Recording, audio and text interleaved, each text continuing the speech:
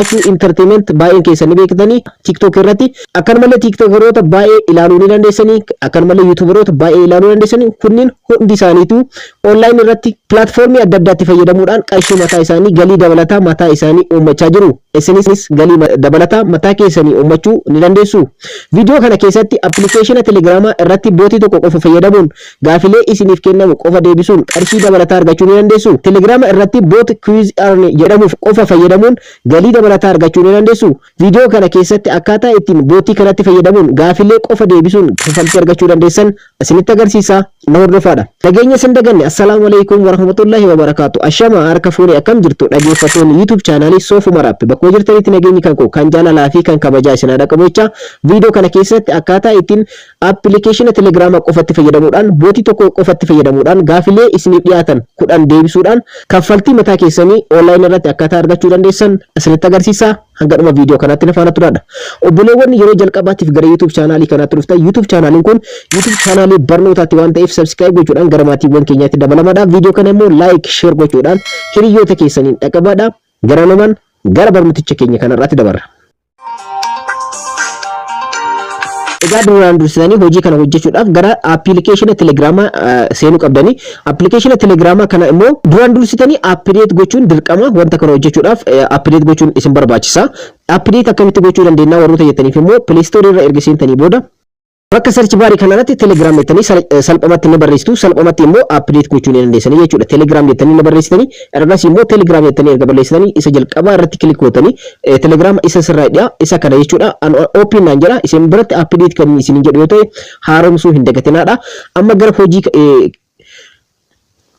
gara hojii isa kanatti yeroo deebinu application Telegram irra seentu ergasii immoo bakka search bar kanatti mul'ata jechuudha. Bakka search bar kanarratti click gochuudhaan userii amma asirratti isiniif barreessu kanatti fayyadamtanii jechuudha. Akkuma asirratti argattan quiz earn jettanii barreessitan. Osoo hin dogongorin step amma isiniif barreesse bootii kana jechuudha. Step amma isiniif barreesse kanatti yeroo fayyadamtan ergasii immoo quiz earn ka jedhu jalqaba irratti isiniif dhufti. Akkan dogongorre isa jalqaba kanarratti bootii kanarratti click gootanii ergasii immoo start ka jettu kanarratti click gochuudhaan gara fuulduraatti deemtu. Ergasii immoo akkuma asirratti argattan asirratti gaafilee adda addaa qofa deebisuudhaan kaffaltii argachuu dandeessanii kaffaltii kana immoo guyyoota 14 boodaadha fudhachuu kan dandeessanii. So akkaataa ittiin fudhatanis yeroo biraa kan isinitti agarsiisu ta'a. Amma immoo akkaataa ittiin coin walitti sassaabattan isinitti agarsiisaa jechuudha. Ergasii immoo start ka jettu kanarratti click gochuudhaan gara fuulduraatti ni deemna jechuudha.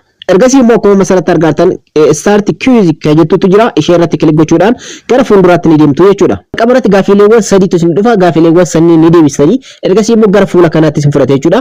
Fuula kana irratti immoo dhaggeeffattoota koo hanga coinii 10,000 withdraw gochuu ni dandeessanii akkaataa ittiin withdraw gootanillee booda isinitti agarsiisa.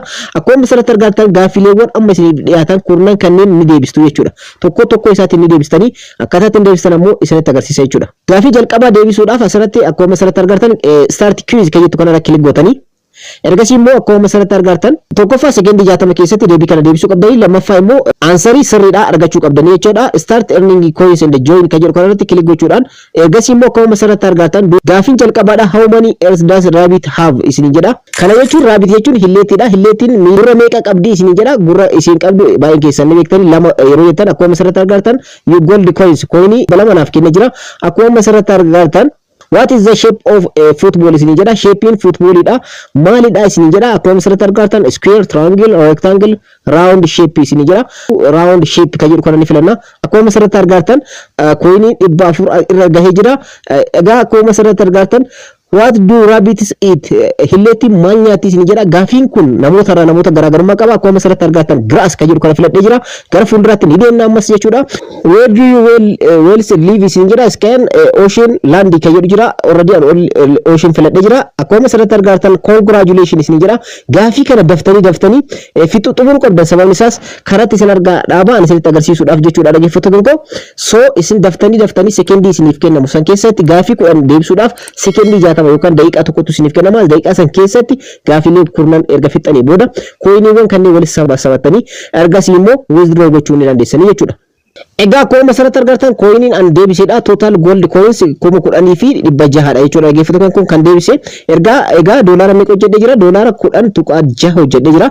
Qarshii Itoophiyaatti jijjiiruu yoo barbaadan immoo akkuma asirratti argattan yeroo ammaa kana sharafni qarshii Itoophiyaa doolaara takka meeqa akka taatanii beektanii erga isin baay'ifattanii jechuudha. So isin kana ol hojjechuu dandeessanii sababni isaas ani total gold coins kan koo kana fakkaata withdraw gochuu kan dandeessan jechuudha. Isa kanadha withdraw gochuu kan dandeessan isa kanadha. So arra deebiidhaan gaafii kanneen hojjechuu barbaadan continue the answer kan jettu kanarra kilik gochuudhaan salphumatti hojjechuu dandeessanii withdraw gochuu yeroo barbaadanitti immoo dhaggeeffattoota koo withdraw gochuu yeroo barbaadan withdraw money kan jettu kanarratti kilik gootanii ergasii immoo karaalee kanneeniin baafachuu ni dandeessanii akkuma asirratti argattan master kaardiidhaan baafachuu dandeessanii visa kaardiidhaan baafachuu dandeessan bitcoin caashiidhaan baafachuu dandeessan pay from bill akka isin guutan gochuu dandeessan karaa PayPal-tiin badachuu dandeessan kana dura PayPal Itoophiyaa keessatti akkaataa badachuu dandeessan isin agarsiisee jira.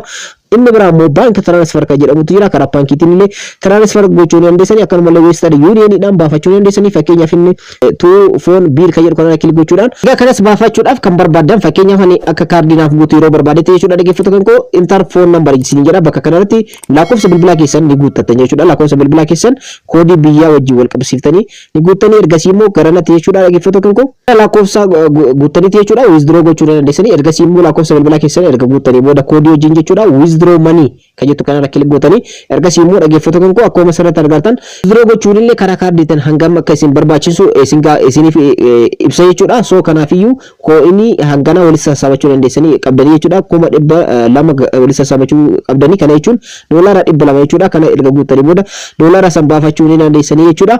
Egaa dhaggeeffattoota koo steepii kanatti fayyadamuudhaan karaa nama isinitti agarsiise kanatti fayyadamuudhaan salphumatti jechuudha.